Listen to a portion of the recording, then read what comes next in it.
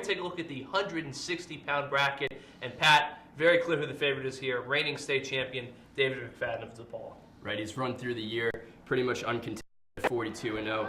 He's been the face of this DePaul team that's exploded onto the statewide scene as a powerhouse program, and a lot of that has to do with McFadden's, ability on the mat, where he's just methodical and strong and really takes advantage of wrestlers on the top, and he's just gotten the job done all season. I like him to get the job done here, clearly. But before he runs through this bracket, he's going to be another North Jersey guy, Tyler Mullen of Old Tapan, who at Region 2 was the only public school winner.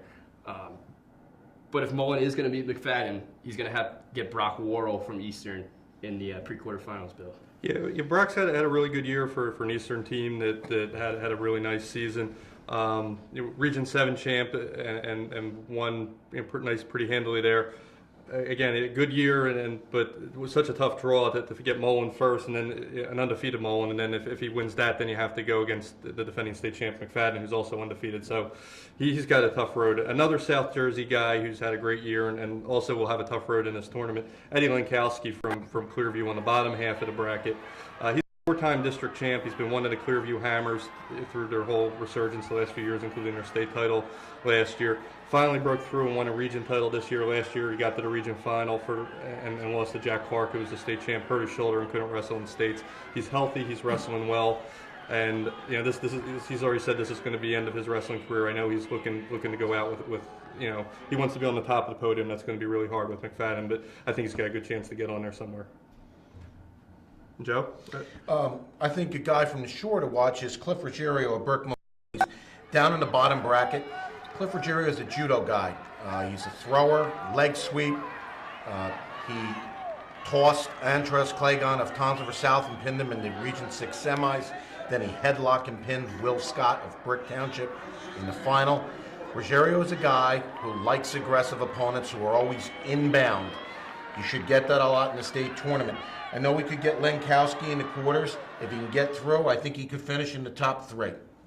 Joe, but speaking of Ruggiero, that's a really interesting bottom of the bracket because you have a little triangle there. Ruggiero beat Craig Rumis of Roxbury, but then Rumis beat Oliveri of Hanover Park, who lost to Ruggiero. Then you also get in a situation where Max Elling, I can't believe we're really saying this, especially a week ago, but he's kind of the dark horse now. Obviously, he loses to Rumis, in kind of stunning fashion in the Region 1 semifinals, wrestles back for third. He's here, but a guy who we all thought was going to be in the state final probably against McFadden about a week ago is now suddenly a third-place guy who's not even seated in the bracket. But again, listen, Elling, all-time pins leader at Petersburg. If he has a good run in this tournament, he'll end as the all-time wins leader. He's a guy who we really can't sleep on. We'll go to the predictions now. Joe, start with you. I'm going to go with McFadden over Oliveri of Hanover Park. And I'll take McFadden over Ruggiero.